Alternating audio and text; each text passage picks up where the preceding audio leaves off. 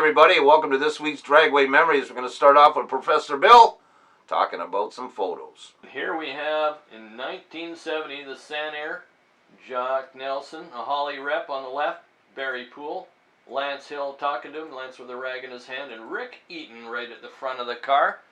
This is 1970, of course, the only year Lance Hill campaigned in Pro Stock. You see the Hollies and the Tunnel Ram and state-of-the-art Pro Stock. It was one of the more competitive Camaros in Pro Stock, regardless Canadian-American. Did a very good job in his 1 year campaigning in Pro Stock. That's Pat Dakin and his brother, gas supercharged small inch machine. They raced it quite a lot around the Detroit, Southern Ontario, in through Ohio area. Dominic Santucci, or D.A. Santucci, famous for almost killing himself. He had some gum in his mouth and he started to choke on it after a 200-mile-an-hour run, and if I understand it right, somebody did a Heimlich maneuver on him to save his life. He later on went to run Nitro Funny Cars. Dave Bortman in the Budget Breaker, see right on the fender, says 68 world champion, and that would strike fear into the hearts of their competitors. They really like to broadcast what they're up against. NHRA national record holder, prominent on the roof there, just to let you know these people aren't to be taken lightly. And this is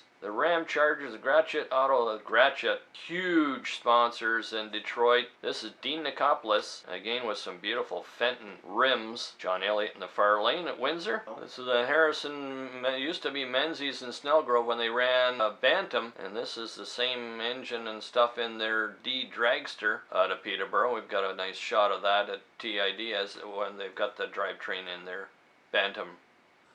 This is a tribute to Jimmy Moore that I made a few years ago when he passed. Great racer, great guy. Check it out. Jimmy Moore, Gentleman Jimmy. Gentleman Jimmy Moore in the Mifster Rough number 3 out of Vanny's Sunoco. E-modified production machine. Heavy hitter back in the day, liked all the weight over the back tires. Jimmy Moore, and there's when it was a stock eliminator car, they moved up the ranks. Vanny's Sunoco. Vanny's very synonymous with Dragway Park. Jimmy on his own, running this Chevelle 327 up to 400 horse out of the Young and Barnard Super Test Station. There it is in color, beautiful Sounds of Silence machine. I wonder where that thing is today. Red interior, be worth a few bucks. This is Vanny's hydrogen peroxide powered go-kart with Gentleman Jimmy in the hot seat. Man, oh man. Smith, Vanny Brothers and Davidson. Jimmy Moore at the switch. You see the number 24. That's the Mini Pro sticker from Toronto International. Car still exists. Now back into the Vega now. Vanny Brothers and Davidson. That was purpose built for TID's Mini Pro. Nice color shot. Look at that. This machine. Bill Morrison, F.J. Smith, and Jimmy Moore partnered on this machine. C Super modified car out of Smith Performance and Parkdale. High winding small block. Gorgeous dark blue machine. They got this car out of Alberta. And there it is in color again, refractive lettering on it with very nice looking car when it was new. And there he is, the late Gentleman Jimmy Moore, a super nice guy. Suddenly it's 1999 and we're at St. Thomas. Pro Comp action.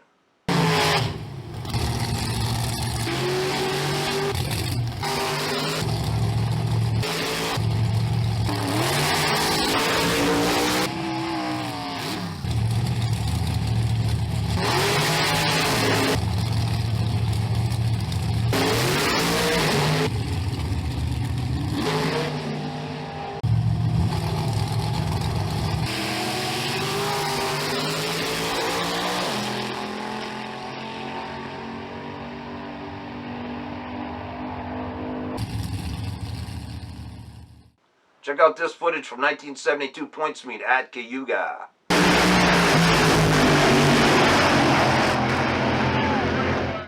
Welcome everyone, another Dragway Memories episode. DeSantis and Kreider, Pro Stocker and Street Rod trim there. That is Regine Mass and the Belvedere 1 Hemi car. That is real deal Hemi car. Not much of it left now. Up against one of the Chess Round Olds.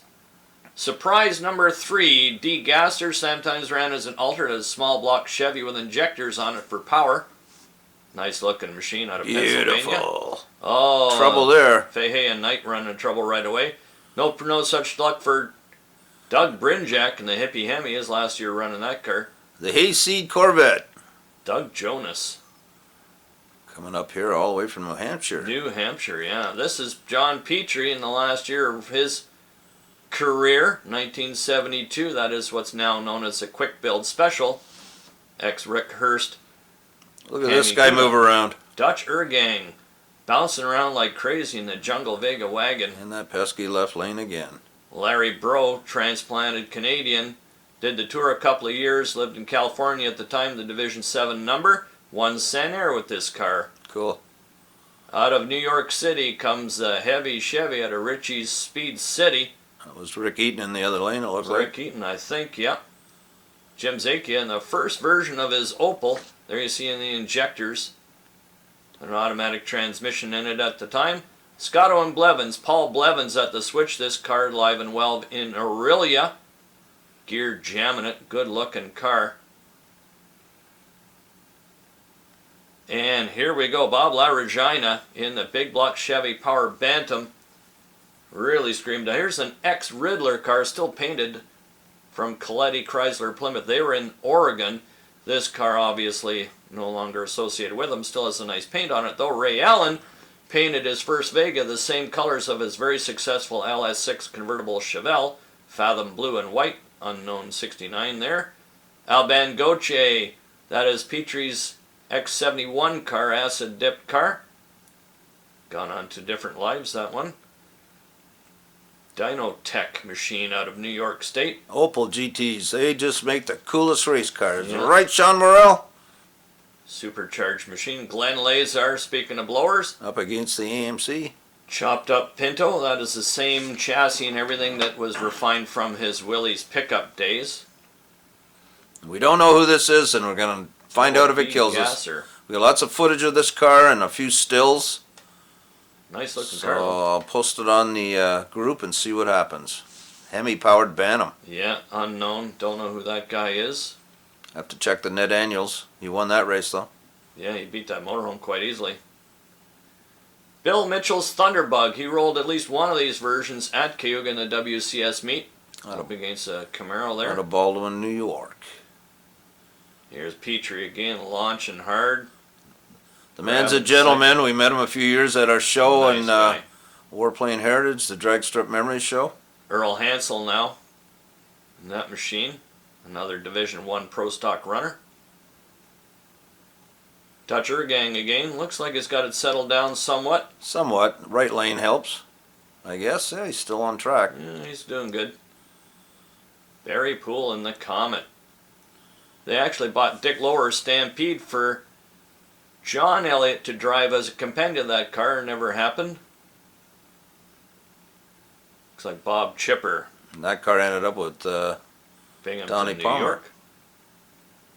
Yeah, and Don Palmer ended up with that Dick Lower car. Now I don't know who is in the Chief Pontiac Division 1 car.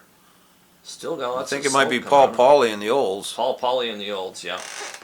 Ron Scott in the AA Altered. Blows right by the Double B Gas Austin.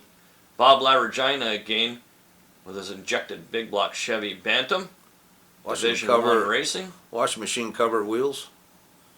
Lazar again in the chop top Pinto. Looks like he's got that one. And this is Paul Day's Agitator. Double B funny cars. Good looking machine.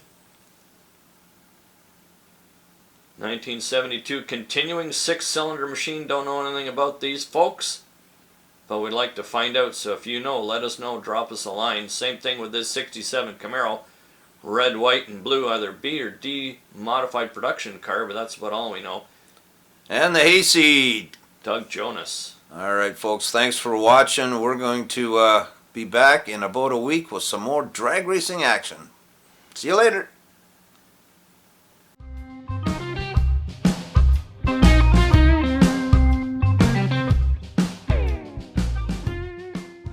In 1992, the IHRA brought their traveling circus to Cayuga for the first national event. It was the summer, but it was mighty cold.